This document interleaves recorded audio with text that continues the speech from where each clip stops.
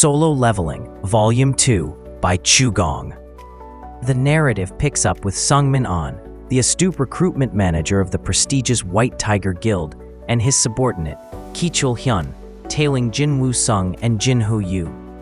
Their suspicions are confirmed when only Jinwoo and Jinho enter a C-rank gate, reinforcing Sangmin's belief that Jinwoo is a reawakened hunter undergoing tests orchestrated by Jinho's wealthy father, Chairman Myung-han Yu of Yujin Construction. However, Sangmin's excitement turns to disbelief when Kichul reports that Jinwoo cleared the C-rank dungeon in a mere 30 minutes, a feat impossible even for most A-rank hunters. Sangmin realizes Jinwoo's potential is far greater than he imagined, possibly exceeding S-rank, a true jackpot for the White Tiger Guild. From Jinwoo's perspective, the swift clear time was partly due to his Wolf Assassin title, which significantly boosted his abilities against the dungeon's werewolf inhabitants.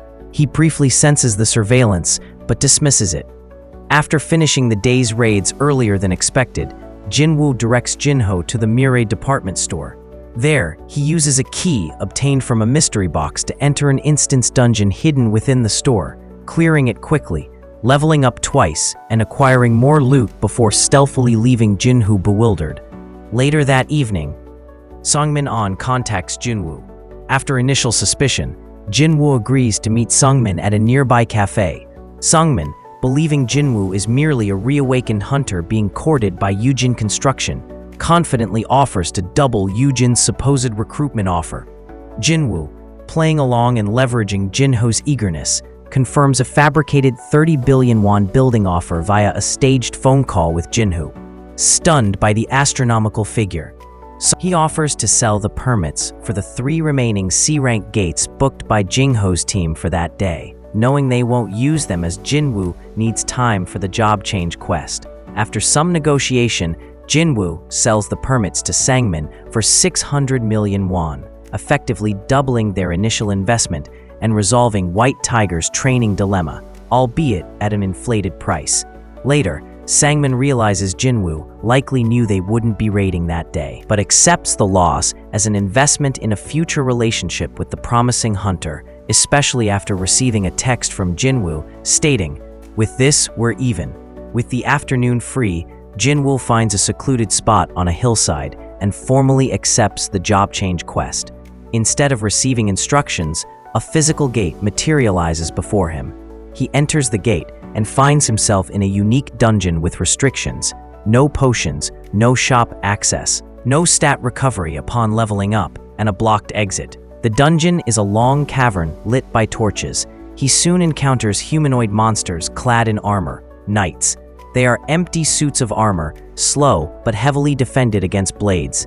Jinwoo adapts, using his superior strength to physically dismantle them, twisting off helmets and crushing chest plates.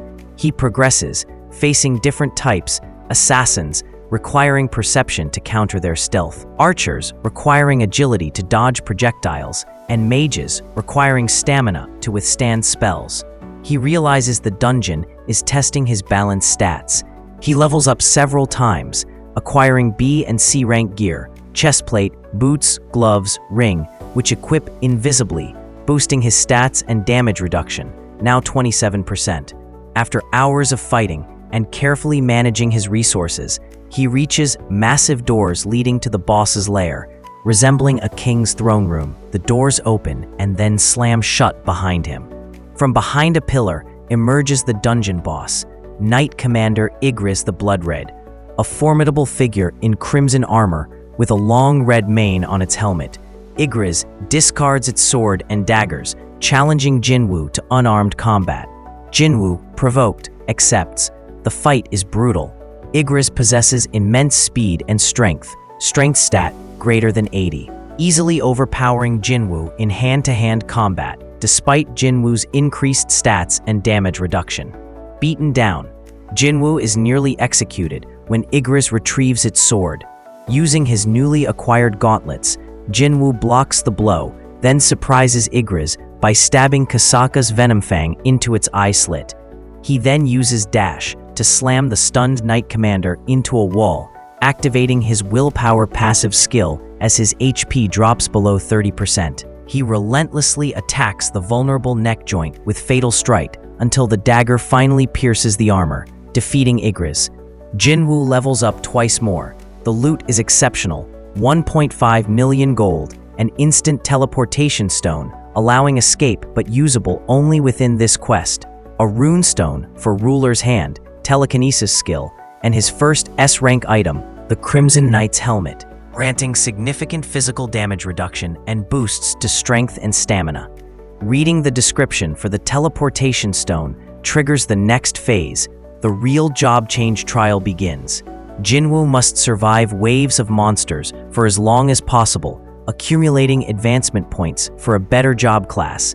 Gates spawn throughout the throne room, unleashing hordes of knights. Jinwoo attempts stealth, but a mage monster detects him, nullifying the skill. He fights valiantly, using murderous intent once before his mana depletes. The sheer number of knights overwhelms him. His HP plummets, activating willpower repeatedly. He drops the teleportation stone while being buried under a pile of knights, near death and suffocating, hearing hallucinatory voices mocking his weakness. Jinwoo finds renewed resolve and fights back with berserk fury. Just as his body gives out, a countdown unrelated to the quest timer reaches 0. You have not completed the daily quest. You will be transferred to the penalty zone. Jinwoo finds himself abruptly transported to the familiar, desolate desert of the penalty zone. He uses a potion to recover fatigue, now 0, but learns potions can't heal HP below 10%. His HP remains critically low, 93. The penalty quest begins. Survive for 4 hours against the poison-toothed giant desert centipedes. Recognizing this unexpected reprieve as a chance, Jinwoo fights strategically. Now vastly stronger, he dispatches the centipedes, whose names are also read, like Igris, with relative ease, leveling up 4 times to level 51 and fully recovering his HP through level-up bonuses, which are allowed in the penalty zone. Unlike the job change dungeon, he uses his accumulated gold in the shop to buy the B-rank Night Killer dagger, designed against armor and bandages, securing it tightly to his hand. He crushes the runestone, learning the Ruler's Hand skill. As the penalty quest ends, the system warns that future penalty zones will increase in difficulty due to his hunting activity there. He is instantly transported back to the job change throne room. The timer resumes, showing he has already endured over 4 hours, combining quest time and penalty time. Facing the remaining Night Horde, Jinwoo now knows the key, the mages controlling them. He uses stealth, identifies the 5 remaining mages via their detection skills, and systematically takes them out using dagger throw and Ruler's Hand for retrieval. The last 3 mages merge the remaining knights into a giant steel golem. Jinwoo uses dash to bypass the golem and eliminate the exposed mages. With all enemies defeated, the quest concludes. The system analyzes his performance, exceeding the time limit, not using the teleport stone, surviving with high HP, and defeating all enemies grant massive bonus points. This allows him to upgrade beyond the initially offered Necromancer job. Your job has changed from Necromancer to Shadow Monarch. He learns job-exclusive skills. Shadow Extraction Level 1 and Shadow Storage Level 1, gains bonus stats, and receives the title The One Who Overcame Adversity. He experiments with Shadow Extraction, commanding the shadows of the fallen knights. Arise. They rise as black armored soldiers. He attempts to extract Igris's shadow, failing twice due to Igris's high rank. On the 3rd and final attempt, he succeeds, enhancing the shadow due to his awakened fighting spirit. Igris rises as a level 7 Knight rank shadow soldier, whom Jinwoo names Igris.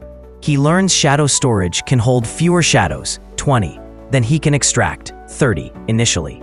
He reluctantly releases 10 infantry shadows and stores the remaining 19 infantry and Igris within his own shadow before finally exiting the dungeon. Returning to the real world at dawn, Jinwoo reflects on his transformation. He sleeps late, buys a new suit, gets a haircut, and attends Jinaw's parent-teacher meeting. The teacher asks him to counsel Song Han, an E-rank student eager to quit school and become a hunter. Recognizing the name from Jinwoo's temporary squad and feeling partly responsible, Jinwoo agrees. Meanwhile, at a Yu family gathering, Jinho feels alienated by his successful older brother, Jin Sung, but finds support from his cousin, Soo-hyun Yu, a rank hunter. Jinho gets a call from Jinwoo and obtains permission from his father, Chairman Yu, to leave the event. Chairman Yu, showing rare interest in Jinho, is intrigued by his son's newfound determination. Elsewhere, at the Hunter Association, supervisors dismiss concerns about a potentially faulty manometer used days earlier, unaware of the danger it poses. Jinwoo meets Song-yi, who is initially defiant. Instead of arguing, he offers to make her a great hunter, planning to show her the harsh reality of the profession. He borrows Jinho's van and takes her to observe a White Tiger Guild training session for new recruits, having arranged permission with Sangmin An. At the site of a C-rank gate, they meet Ki-chul and the training team, led by the arrogant A-rank rookie, Chul Kim. Jinwoo notices the gate looks unstable just as he and Song-yi are about to enter. It abruptly turns red, a red gate. Jinwoo warns Ki-chul to call for backup before he and Song-yi are sucked inside, along with the White Tiger trainees. Outside, President Yoon Ho-baek arrives, confirming the dire situation. They are trapped in a high-rank, hostile environment with little hope of rescue or survival. Sangmin informs him the mystery helper he was tracking, Jinwoo Sung, still officially E-rank, is also inside. Within the Red Gate's frigid, snow-covered forest, the group is immediately attacked by ice elves, ice slayers. A C-rank hunter is killed instantly. Jinwoo saves Song-yi by catching an arrow.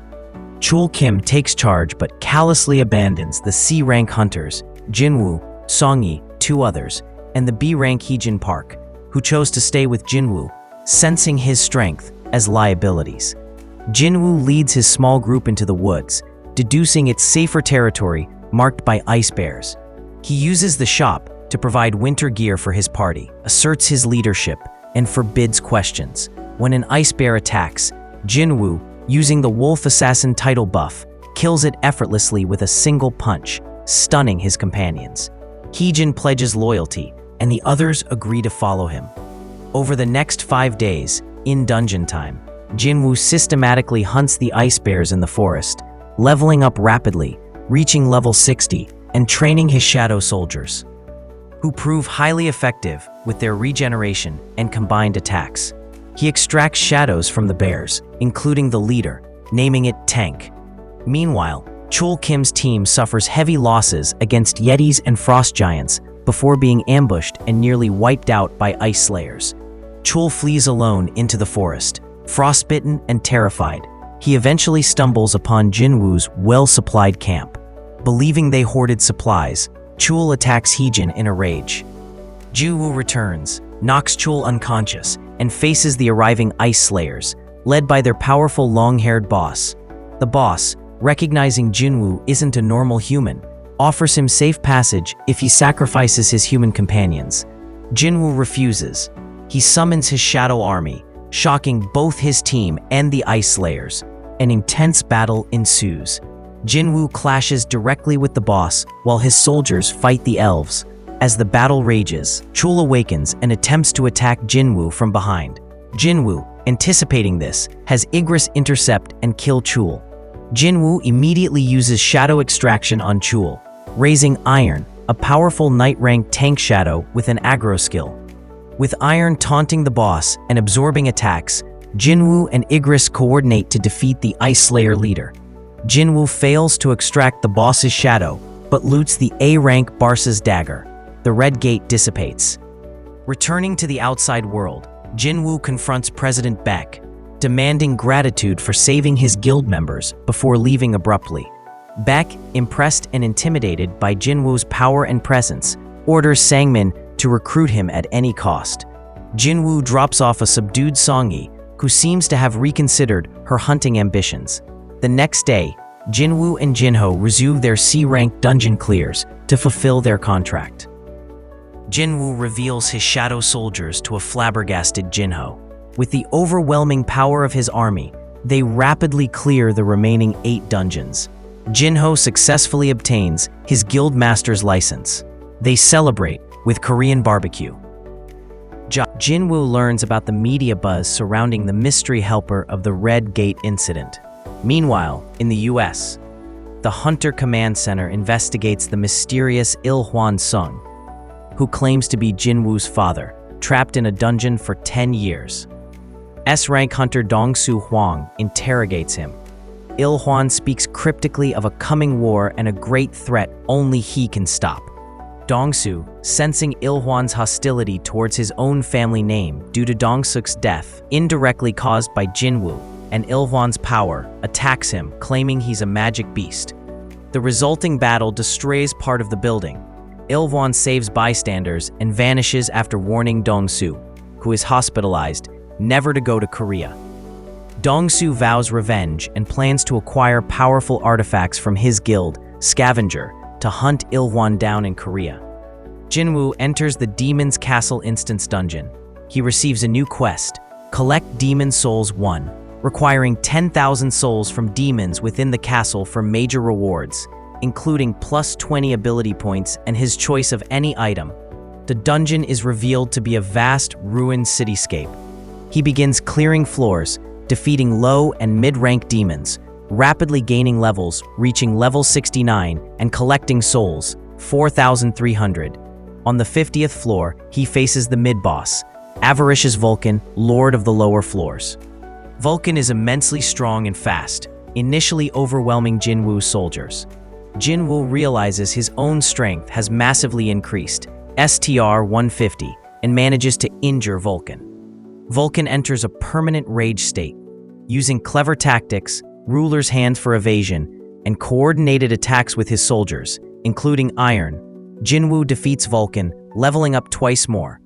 He acquires significant loot, including S-rank Demon Monarch's earrings, part of a set, the material item, World Tree Fragment, and the A-rank magic amplifier, Sphere of Avarice, which doubles magic damage, an item he discovers his mage soldiers can use to devastating effect.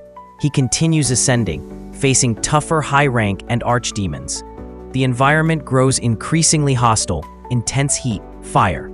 On floor 75, he encounters the boss, Metis, Guide of Souls, a powerful skeleton necromancer.